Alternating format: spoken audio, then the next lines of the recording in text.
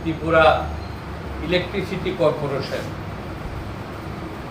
তাহলে আজকে বিদ্যুৎ মাশুলও বাড়ানো হচ্ছে, স্মার্ট মিটার বসানো হচ্ছে।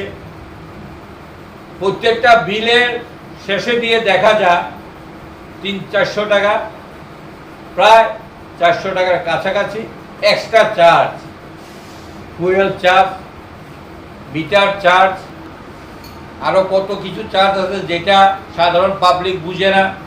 অফিসারকে জিজ্ঞাসা করলে উনিও ঠিকমতো উত্তর দিতে পারেন না। কম্পিউটারে যা আসছে আমরা তা রাখছি। এই কিছুক্ষণ আগেও আমি অফিসে গিয়েছিলাম, বললাম এই চার্জগুলো কিসের?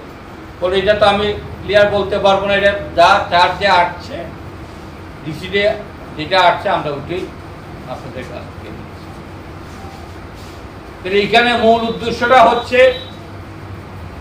এই বিদ্যুৎ সংস্থাটাকে ধীরে ধীরে প্রাইভেটাইজেশন করে দেওয়ার লক্ষ্যে এগুচ্ছে সরকার।